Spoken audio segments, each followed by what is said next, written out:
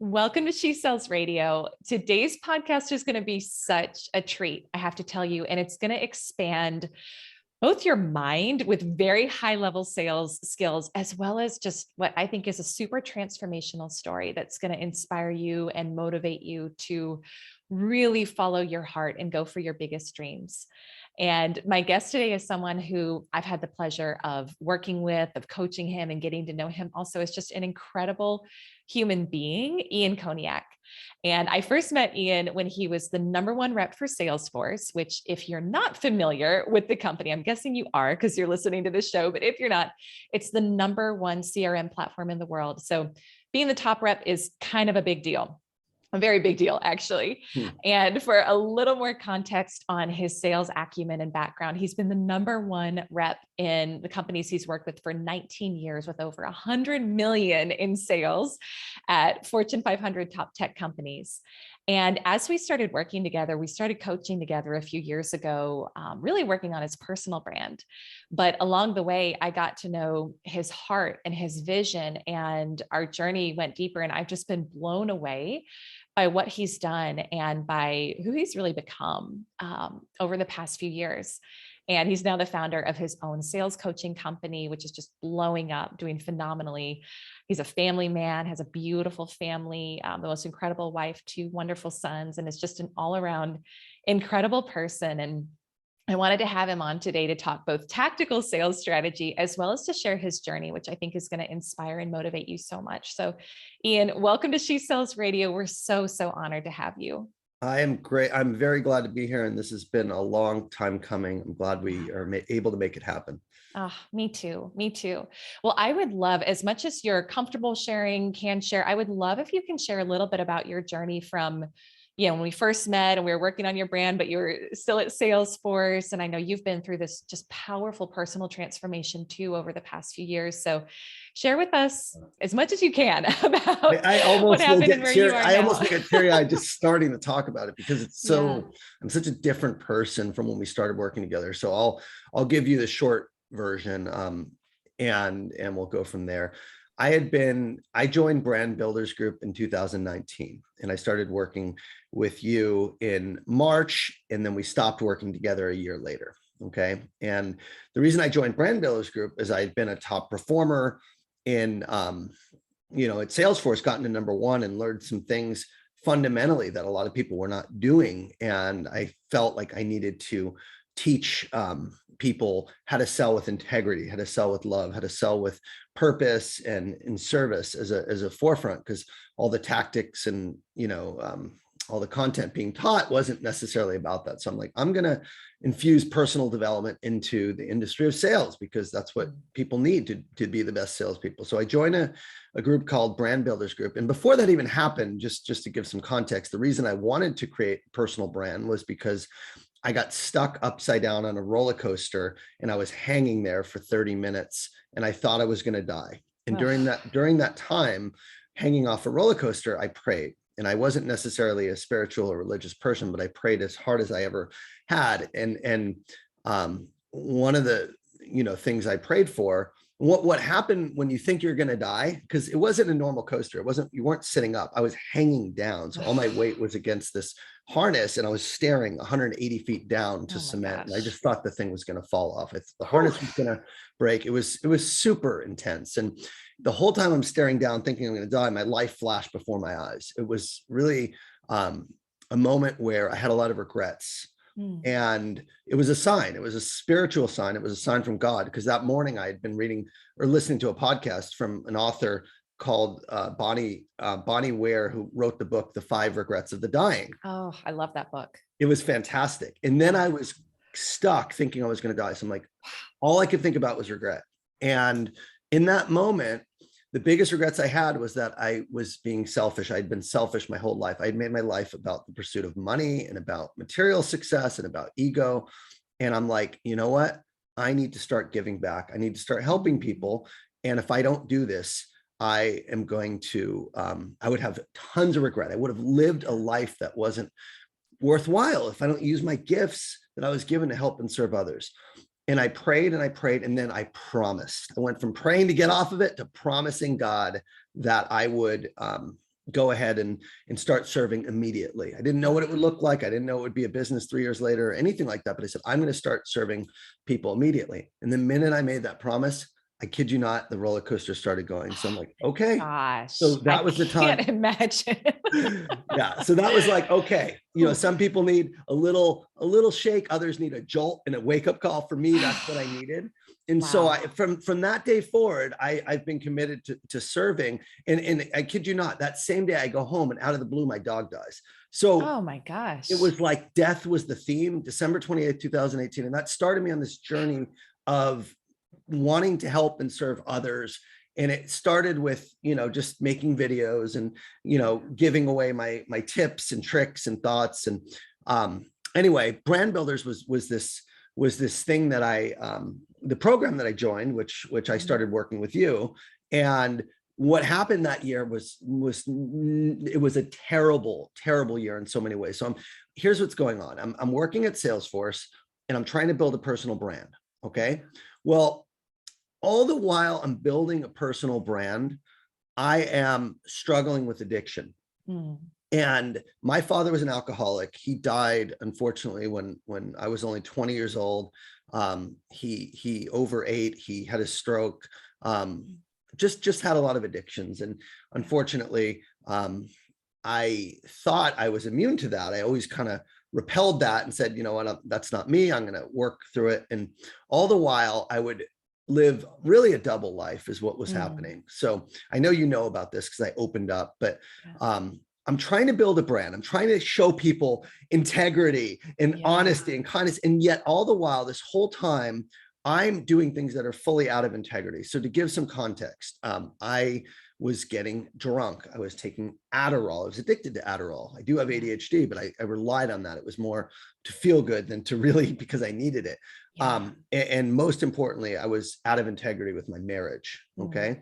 And I was doing things that, I thought were okay, frankly, because society, a lot of these things are accepted. And to be more specific, I was viewing pornography. I was going to strip clubs. I was completely doing things that are allowed or legal in society, but fundamentally were out of integrity with my marriage. And why specifically do I share that? Well, because I got to a point where, again, God, out of the blue, started telling me I need to start opening up about these things to my wife, because I'm trying to be a coach. I'm trying to build a brand, yet I have these dark secrets that are happening. And so in February of 2020, right before the pandemic, I hit a rock bottom.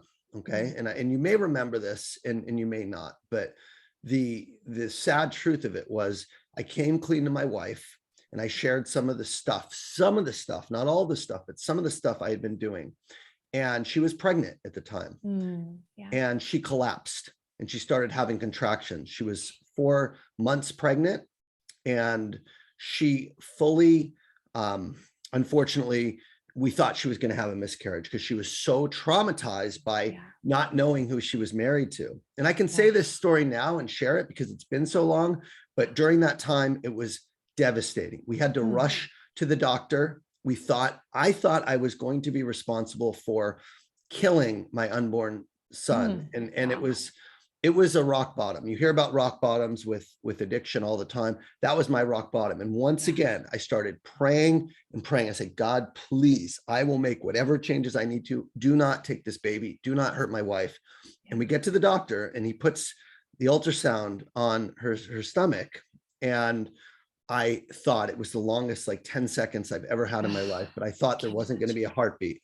And the doctor looks up and he said, there's a heartbeat. Thank God. I'm like, well, what's going on? What's happening? She's having contractions. I said, Ian, these are stress contractions. She's been so stressed that her body is mimicking labor. And, and I was like, okay, what do I got to do? So that started my journey into recovery. And specifically, I went into recovery for sex addiction, porn, sex. And it's amazing how many men struggle with this. I had never, it's huge. It's massive. Every day there's meetings on every hour of every day filled, rooms filled, that I had no idea that this was such a problem. I thought it was just me. I thought it was my deepest, darkest secret. And I got a sponsor. I started going to therapy. Well, that year, so I left you at that time. And I said, I can't build my brand anymore. I have to take care of my family. I have to get healthy, because my wife was on the verge of leaving me. In fact, she did leave me for about a week, and she came back. And that period of time, I learned what true transformation was. I learned what true faith was. I found my greatest self. I learned what integrity meant. And I'm very thrilled to say it's been over 2 years. And I haven't just not watched porn in 2 years, but I haven't gotten drunk in 2 years. I haven't smoked pot in 2 years. I've completely got off Adderall. I haven't gambled. I've given up not just one vice, but every major vice that I was plagued with my entire life. So it truly is a transformation story. And now I can truly be the coach, the leader, from a place of integrity and honesty, where instead of hypocrisy, where I'm telling people one thing and then living a lie and doing stuff in the shadows.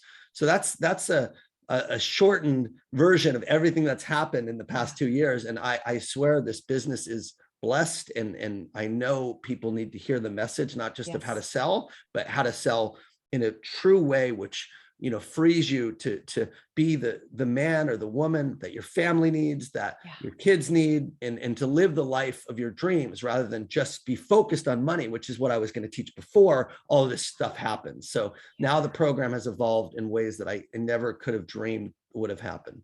Wow.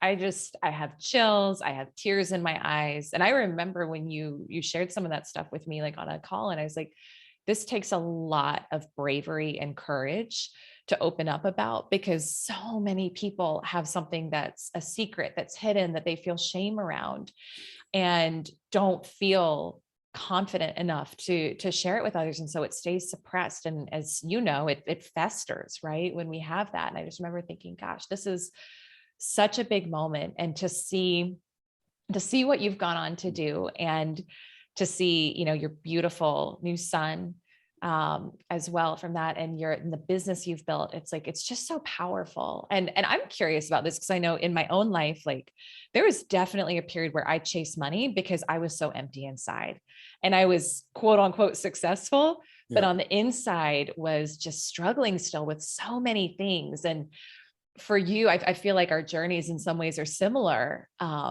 with that. And I'm just curious how it is for you now, as as an entrepreneur leading your company. Obviously you're in charge of sales, but it's a different dynamic and relationship with the money, right? So I was praying about this morning, because I do think my purpose is to share how to overcome vices and addictions. I truly do believe that the world outside of sales needs to hear this message of a struggling addict. I mean, I was the definition of, an addict in every way, not what you think of when you think of someone on the street, but what you think of, like, highly successful people that are addicted to work, but also like just charged all the time. Like, there's a lot of people like that. And it's amazing how many share my story that are just like, hell no. I mean, even inside my close circle of friends, like, I can name several that have done things that were similar that their wives don't even know about. So fundamentally, this is a problem.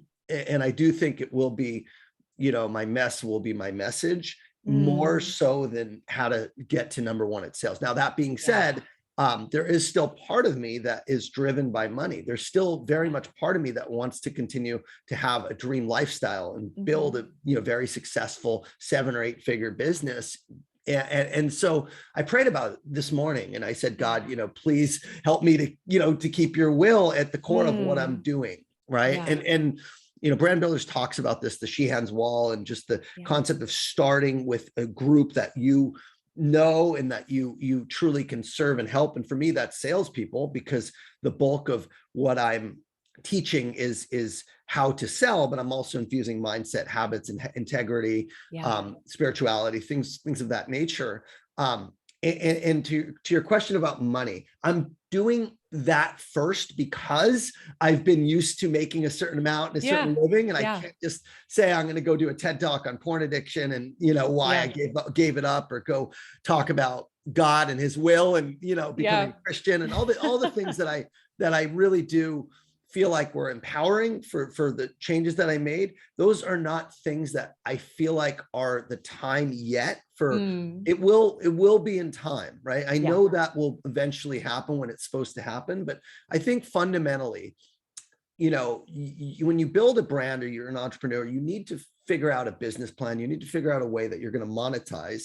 And I know clearly right now how I can monetize and help salespeople looking to get to the top, because that's a huge, huge opportunity. And it's one that still needs a lot of help. Now, what I'm trying to do is infuse spiritual principles into that, that really help salespeople with, I talk about morning routines and affirmations and prayer. And I talk about personal development, exercise, and authenticity, and things that fundamentally are essential to success, which are also principles of spirituality and in the Bible, and a lot of the ways that we're supposed to act in opposition to how we used to act, which is, inauthentic and trying to mirror and match people and trying to I would say, close hard and pressure and all that stuff that's the opposite of what good selling is. So fundamentally, I'm trying to infuse some of what I really want to teach into the program, but without that. Now, with the question of, how does money play into it? It plays into it a lot, right? I have a business plan, and I have a goal to sell 7 figures this year, and I have an exact roadmap on how to get there, and I have a program that maps to that. And the reason I want to do that is because money's not bad. I don't think fundamentally, money is what's allowed me to follow this dream. If I didn't have any savings, if I didn't have a way to pay my mortgage or the crazy bills that I have, I don't believe I would have the strength or the courage to go and just drop what I was doing, right? It's because I built a nest egg that enabled me to become an entrepreneur. So does money buy happiness? Absolutely not. Does money buy opportunity and give you freedom and flexibility to go do things that can make you very happy? Absolutely. So I intend and plan to continue to make money, but it's not my primary driver. Okay. My primary driver is fulfill a mission and purpose. And why not be able to do that and make good money or great money doing it? You can have both. And that's where people get tripped up, is they think it has to be one or the other, but it doesn't, right? It doesn't. If you're giving value to people and if you're helping, you have every right to charge for it accordingly, because that's honestly what you deserve. We're not charities unless you want to go start a charity, which great if you want to do that, but that's not what I'm doing. So no, I'm so in alignment. And I asked that too, because one of the things that we teach in the community and that I teach to my clients is this concept of when we have that emptiness inside of us, when we have that void and we're trying to fill it with other things, we can try to fill it with money and you can make money. But for me, my experience was I was always in fear of it going away, or I didn't feel worthy of it, or it was never enough. And it's just a shift when it's you do the inner work where you feel so whole that the money is kind of more a natural byproduct. It's you already feel abundant, you feel whole, you feel good. And the money is more just a byproduct of it's being. Almost okay. So what I tell people is focus on the process and not the prize. So you have to have faith and trust that the prize will come if you execute on the process every day. And that's my number one advice in sales too. It's if you focus on doing the things that are going to lead to the outcomes you desire, then the outcomes are a byproduct. But if you obsess about the outcomes, then what happens is the emotions of fear and anxiety and stress will overtake you, and then cortisol will flood your brain, and you will naturally make poor decisions and act desperate and have commission breath. So fundamentally, I feel when I get myself thinking of that scarcity mindset versus the abundant mindset, I naturally, I remember and I remind myself the obstacle is the way. If you have faith, you are going to be successful. There's actually, again, not to bring this back fully to spiritual, but there's a verse. There's a verse in the Bible today that I read. I'm reading a book called The Obstacle is the Way by Ryan Holiday. And it's really stoicism, which I've been getting into more and more, but I am a Christian. Well, this is the scripture I read this morning in my app. It says, Jesus answered them, "Most certainly I tell you, if you have faith and don't doubt, you will not only do what was done to the fig tree, but even if you told this mountain, be taken up and cast into the sea, it would be done." Okay. Wow. Matthew 21:21. So what Jesus is talking about and what personal development is talking about and anything is when you fundamentally believe and have faith that the outcomes you desire will be there, you will find a way. You will figure out how to get around the obstacles. You will figure out and be resourceful enough to find the right people that will help you get there. And it is so true. It's just like I'm seeing it with my own business. And so that's for me, like how I think of when I get caught up in the money. I just remember like it's going to come. Yeah. Focus on the purpose, focus on service, focus on being abundant and loving. I say my affirmation again. I remind myself of why I'm doing what I'm doing. And I just focus on the process. And every time I've done that, you know, I've been rewarded. The money's come. And so I just have to continue to have faith that I will be taken care of, that God will take care of me if I'm doing the right thing and coming from a place of, you know, good intention is the key, right? And that's how I think entrepreneurs, if they focus there and they really focus on building a great product or providing a great service or truly helping people, they will be rewarded financially. But when you make the financial the goal, then we lose sight of all the values and the mission that are ultimately what's going to attract people to want to work with you. Oh, it's so good. It's so good. Oh my gosh. I want to ask you too, in your journey, because I think a lot of, you know, we've got a mixed audience. We have sales professionals, we have sales leaders, we have CEOs, we have entrepreneurs, but I know when, like for you in part of your journey, like when you were like, I want to go, but I'm making great money at Salesforce, blah, blah, blah. Like it is stepping out in faith, right? In many ways. It really is. And you always told me, but go ahead. Like, you'll make more, but, you told me that, but you hadn't seen that yet. And that was like, right. so that it does require faith, but I think I would love to know your perspective on both from the standpoint of the business success you've experienced since making that leap, as well as just the personal transformation that you've made. What have you learned about human potential in the past few years that maybe has surprised you or you didn't think before? I think Ed Milet has a great clip on that. And it's called your internal thermostat. It's about a 3-minute clip, but he talks about, I don't know if you've seen that one before. I love this. It's been a while, so I love this. Yeah. He talks about the concept that we all are governed. We have a governor in our own minds, which he says is like a thermostat. And the governor, you can be a 75-degreer, and that's the which you operate. You know, that's the level in which you operate. So if 75-degree represents making $100,000, then that to you becomes your norm. And if you get to, you know, a pace that's higher, sometimes you'll self-sabotage. And if you get to a pace that's lower, then you'll step it up. But you're always kind of comfortable in that 75. It really is your comfort zone, so to speak. Okay. And he says, you know, everyone has that type of governor. But once you break through or cross the chasm, then your thermostat becomes higher and you see what's possible. So fundamentally, you know, you're talking about the power of belief and human potential. And I say a couple pieces of advice. Number one is anything's possible. Anything truly is possible. So just to give you context, the fact that I was able to break a bunch of these addictions. I'm running a marathon this year at 43 years old. My business will do 7 figures. It will do 7 figures in its first year as a solopreneur. Anything is possible. If I can do it, you can do it. Now, what's the key? What's the difference? Okay.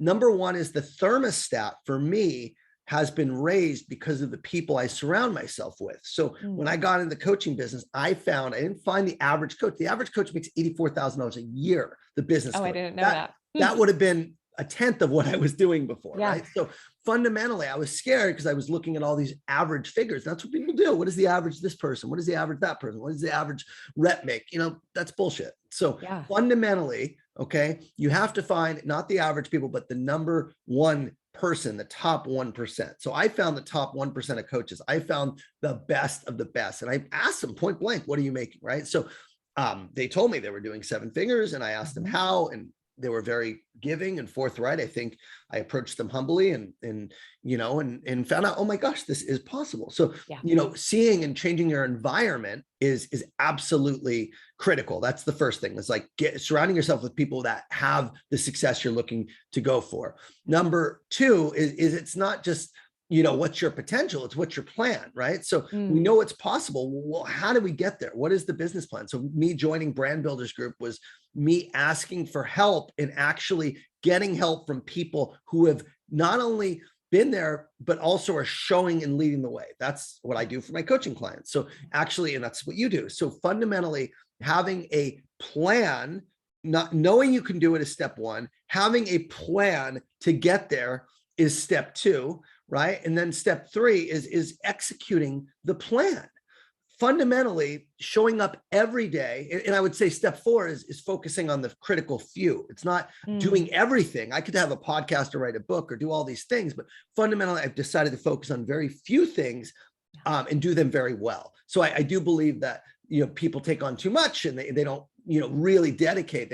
They're kind of scatterbrained is on new entrepreneurs and they say yes to everything. And it just becomes more of a distraction than anything else. I think focus on the critical few. So those are kind of the 4 steps. The simple answer is anything is possible, but without the right environment and people to learn from, without the plan, without commitment and discipline to daily execution, and without focus, then it ain't going to happen. So those 4 things are absolutely critical. And that you do those, you're guaranteed success. I don't know anyone that's an entrepreneur or a salesperson that puts themselves in that situation and doesn't succeed when they have the right plan, the right mentorship, they execute every day and they stay focused and commit and stay consistent too. That's the key. You got to give it time. You have to be patient. My business didn't just explode this year. It started in 2019 with just videos, right? So you gotta stay the course, I guess is number 5. I keep adding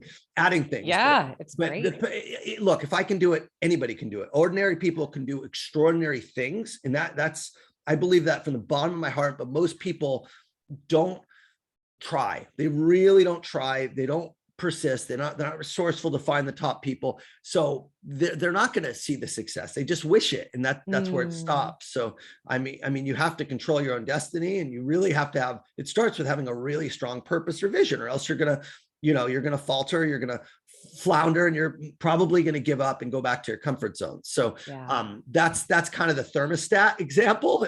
And so now I'm at this thermostat where 7 figures is the norm. And I believe my business will grow exponentially in the long term. And fundamentally, my internal thermostat's set at about $1 million a year now. I realize that I'm okay. I'm capping my program. I'm like, I want to be right there, but I'm not thinking about how to get to a $10 million a year business. Not now anyway.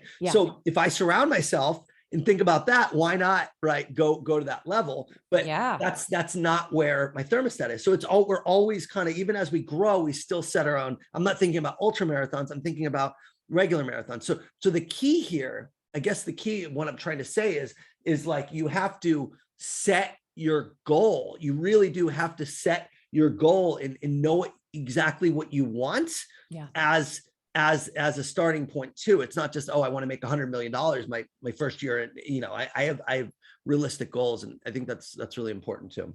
Gosh, it's pure gold. The thermostat is everything. Have you read, I'm reading Psycho-Cybernetics right now. Have you read it? Read it. It's the same concept, but it's like, it's everything that we teach in this community. Cause my own experience was I was stuck for 10 years at the same level. And I didn't realize I had a thermostat set to 6 figures. And then I worked on reprogramming the thermostat, hit 7 figures like that. And it's like, was there work involved? Yes. Was there transformation? Heck yeah. But it's about embodiment. Like you actually literally have to recondition yourself to think the way that person would think, to act, to feel. The feeling piece is critical. But I would even say with you, I mean, I know this isn't like, I love how you're, kind of stair stepping the goals, but it's like, you've got a 9-figure thermostat somewhere in you because you've done 100 million before, right? So it's like just playing with that concept. No, for sure. Right? And that's so true. What Ed Milet says, he says, okay, step 1 is surround yourself with people, but then he says step 2 is like set challenging goals, right? Yeah. So I call them rad goals, right? And the rad goals, gosh, I'm totally drawing a blank, but the D stands for drastic action is the D. The A is ambition. Okay. Ambitious, and the R reason. So the concept is really simple. You got to have a really good reason as a foundation for the goal.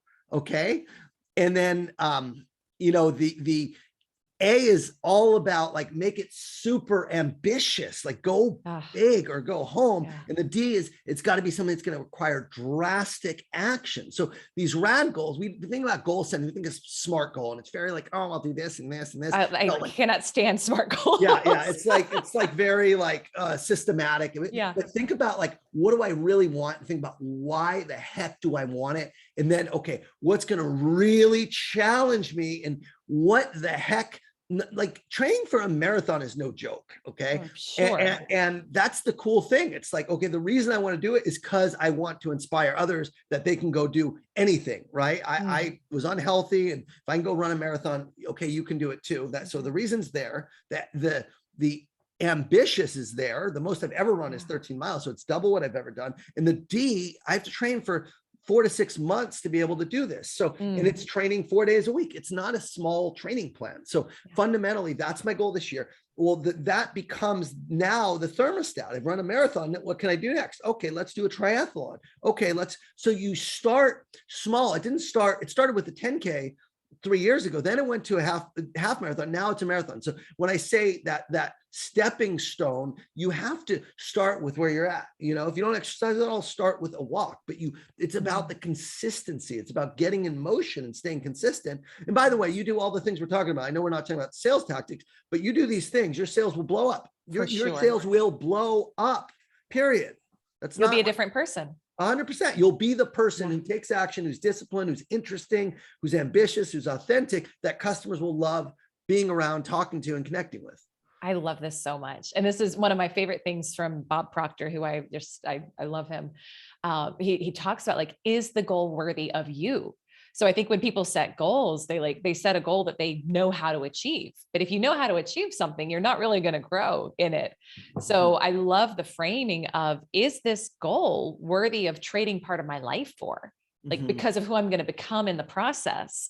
And I love the rad goals. I feel like that's so in alignment. I know this is how you goal set too. So gosh, this is like pure gold. I want to ask you, because we can't have you on the show and not talk. I feel like we've been like infusing sales all throughout this. This is all entrepreneurship and sales. I know people, the funny thing is people don't, mumbo jumbo, personal development, Tony Robbins, Proctor, all those guys, they figured out something really, really powerful. Napoleon Hill, the father of personal development, who wrote Think and Grow Rich and Outwitting the Devil, he studied the titans of the time, the Rockefellers, the Edisons, and spent 30 or 40 years studying the most successful, wealthiest people in the world, and wrote a book on what we're talking about here called Think and Grow Rich.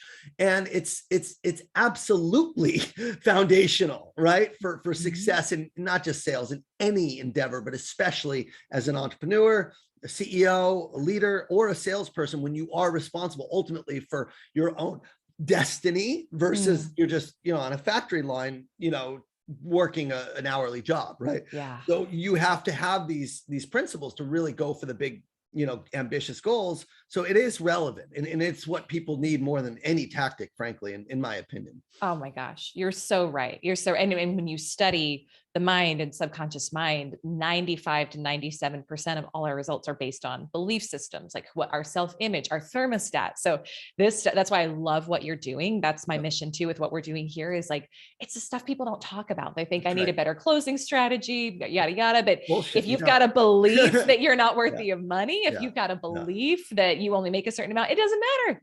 It doesn't matter. And I love that you're sharing this, because this is and like, I know this is a big piece of how you've been so successful in your sales role, and then also developing your own company. Big time. Now too, it's like who you're being. Yeah, exactly. You don't go, I didn't have experience as an entrepreneur, a solopreneur, or have a coaching experience. So how am I selling so much in my program? Right. You have to know how to sell fundamentally. If you are a business owner, you need to know how to sell, but really it's the faith, it's the mission, it's the discipline, it's the action, right? It's all the things that we fundamentally, don't talk about because of course, no, not of course. If it was of course, you'd be spending 8 hours a day, every day working on the critical few activities, the revenue generating activities. You wouldn't be distracted or wasting time. There's something going on that's taking your attention away there. So yeah, anyway, let's talk.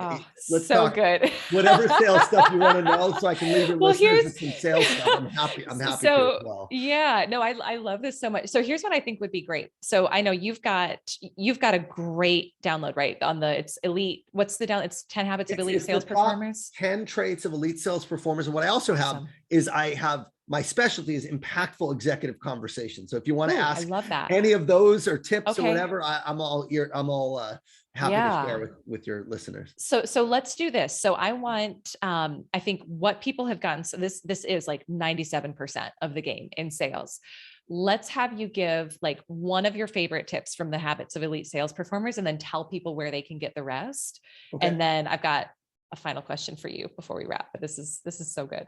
Yeah, I'm gonna give you one tip, and then I'm gonna talk about 3 tips that are under that are going over deliver. It's so important. I want to over deliver. So it's great. One of the tips, I'm gonna read it because I have my infographic for download right in front of me. But it says that the tip is they sell to executives. Elite performers understand, or you can substitute executives with decision makers. Okay, they work and sell directly to people that can say yes. So elite performers understand that power compresses deal cycles, and you can't sell to somebody who can't buy. So they focus on prospecting and selling directly to executives. Okay.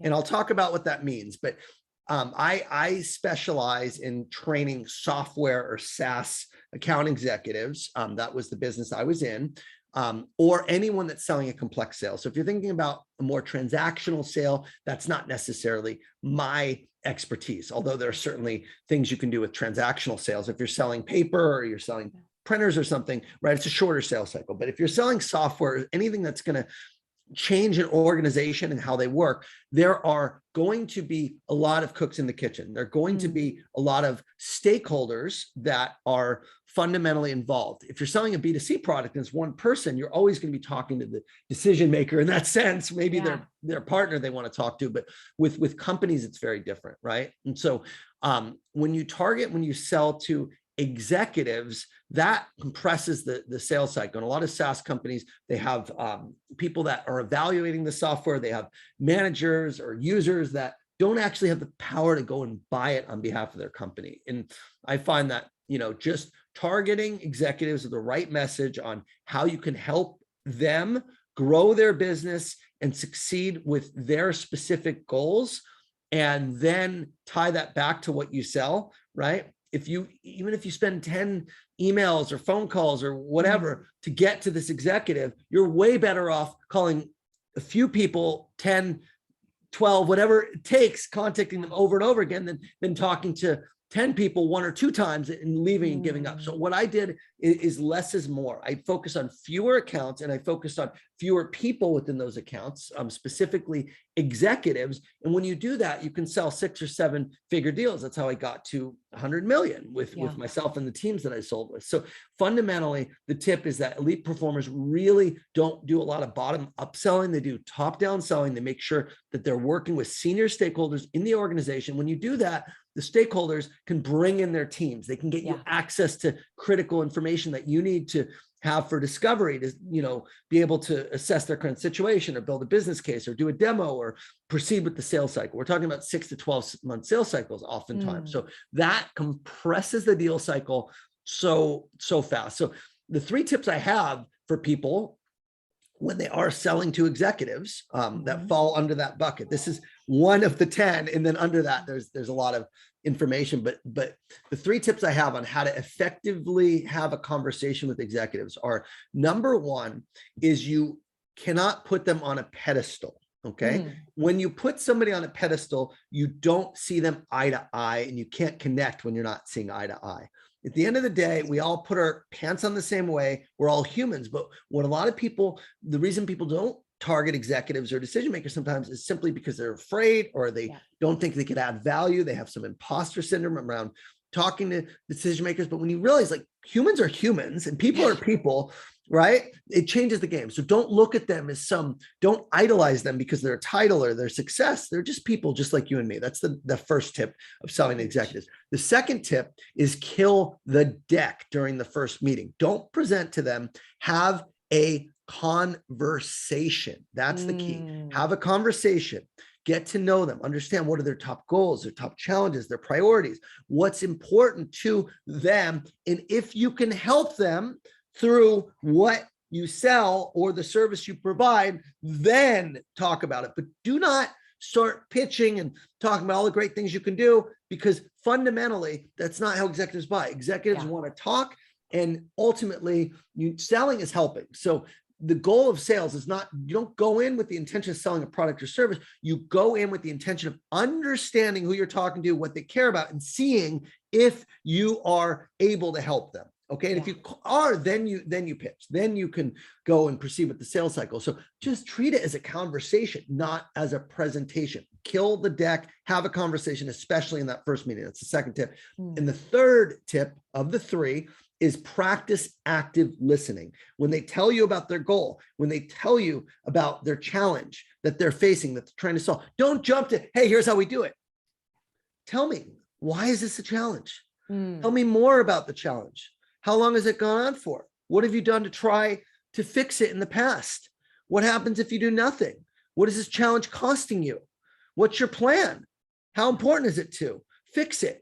Why now? And if you do fix it, what's in it for you? What does it mean to you personally and to your team if you're able to fix it? I just asked 5 follow-up questions to one simple challenge. That is where the gold is buried in the executive conversation. It's buried in active listening. So practice those conversational skills. Really listen and dig deep. And it's amazing how you will connect with these executives. I always tell people the best way to the way you leave a great impression is stop trying to impress. Just be yourself. You leave the best impression when you stop trying to impress. So you need to be interested and not interesting. It's not about you, it's about them. Okay. So that's how you nail meetings with executives, is you stop trying to sell and impress and just try and help and learn and listen. So good. It's so good. And by the way, these are like life skills that will help you with any relationship, right? Sure. But that especially especially executive. That's so good. And I love how a lot of that too comes back to your self-image, not putting people on a pedestal, thinking you're lower than them or less than them. Like it all still boils down to that. But that's such, oh my gosh, that's so good. That's so good. It makes everything easier. So you get an executive involved. I mean, again, this is B2B, strategic sales, anything complex, anything longer term. For your listeners, I don't know what they're selling, but fundamentally for any B2B where there's multiple stakeholders, the key is to get that champion who has power that can go and make things happen within their organization. And it just makes everything easier. If you're solving a problem people really care about or helping them achieve goals or outcomes that they really care about at the executive level, they will pay millions for your solution because it's a drop in the bucket compared to the outcomes that they're going to achieve for their company. So I really do think, again, it's that thermostat. Once you've done some 7-figure deals or 8-figure deals or shown a quote for 50 million, it's like, okay, wow. You know, that stuff feels small. It's really not a big deal. 100 million is not that big of a deal. So it sounds like a lot, but fundamentally, you know, it's not when you're dealing with a $20 billion business. So exactly. Anyway, that's my tip for the day. I love it. It's all relative. I always talk about that with my clients. It's like, it's 100 million isn't big or small. It's like compared to what, right? So it's always relative. So this is I adore you. I love this conversation. I'm so excited for what you're doing and the world needs it. One final question for you. And then I want you to tell everyone where they can connect with you, where they can learn more about what you're doing. So since it's She Sells Radio, we got to give a shout out to the lady in your life, right? So I want to hear from you, Ian. What is the biggest life lesson that you've learned from your wife that's impacted you most deeply? Oh my gosh. Okay. So I didn't give the full story. I know it was a long story in the beginning. So in 2019, when I was but working with brand builders, I said it was a horrible year. Here's why it was horrible. It wasn't just because I was hiding things or living a double life. It was horrible because I was distancing myself from my wife. I was so egocentric. And so I'm like, I'm this badass salesperson. Oh, and now my business is thriving. I'm getting all these followers. People love me. And I look at my wife and I'm like, what are you doing?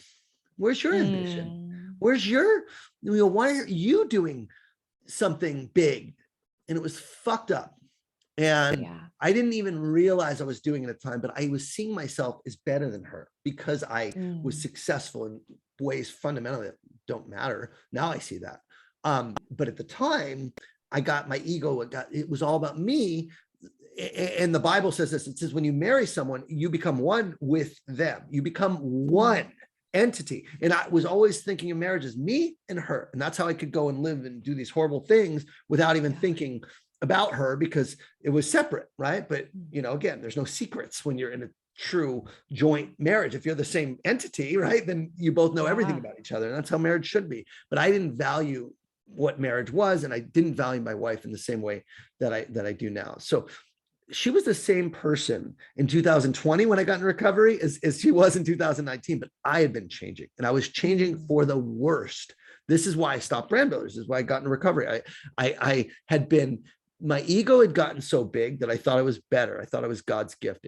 And I started seeing her in a way that wasn't accurate. It was diluted. And so my wife, just to give you some background, is the most humble, kind, loving, wonderful, cheerful, joyous soul in the universe. I am so blessed to have her.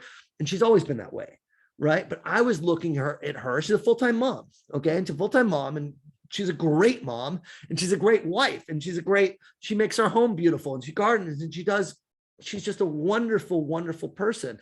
And I'm so blessed, but I was looking at her from a different lens of like your career achievement or your ambition. But her ambition is not to go make $1 million and to try and start a business. Her ambition is to be the best mom and to be loyal and loving. And like, I didn't value those things. And I was so blind. But when I got into recovery, and when I saw that I had hurt her, I realized that I was the one. This is why I became a Christian. I realized that I was flawed. I was the one who was sinning. My way was not the right way. Okay. My way had caused pain. My way had caused friction. My way had nearly killed my son. And fundamentally, I started seeing my wife for the truth, for the person that she is. And she had always been. I saw her as this loyal, loving, forgiving, gracious, kind soul. She forgave me. She forgave me for things that fundamentally she didn't have to do. She gave me a chance, and her qualities shined. Someone told me, if you want to find God, look to your wife. And it's true. She carries this Holy Spirit. She carries this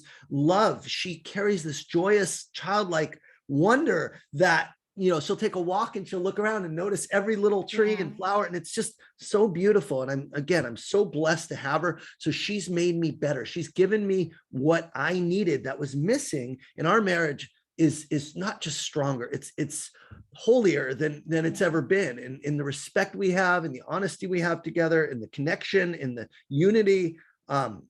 She has made me appreciate and instilled values in me that I didn't have before. The value of honesty and loyalty and kindness and compassion and understanding and patience and love. Like, these are things that I was not guided by on a day-to-day basis when I was living in my addiction and when I was making money, in the pursuit of money, the primary goal. And so she's shown me the light. She's shown me the way. And I could not be half the man, a quarter of the man that I am without her by my side. Oh my gosh. Thank you for sharing that. That's like, the whole interview, I've just been emotional listening to you talk, and hearing that is so powerful. And glad you asked the question, because man, I want her to hear that, because she really, I tell her every day. I mean, it's the fact that she stayed with me, the fact that she trusted me, she gave me a chance. It's just beautiful. I mean, we talk about forgiveness and seeing the positive in people, and she just embodies everything that's good in the world. So I feel very, very fortunate to have her. I will never ever do anything to put our Mm, marriage at risk again. yeah. That's just not a question Yeah. at all anymore. It will never be because of things I was hiding or because of secrets or anything. Yeah. It's not. We're going to be together forever. Yeah. And I don't see her that way. I see her for her goodness versus what what I thought was lacking before. I don't Yeah. even look at that anymore. I just see her for her goodness because there is nothing lacking. Yeah. There's nothing lacking. Ah, it's so powerful. Thank you so much from the bottom of my heart for sharing your heart, your soul, your journey.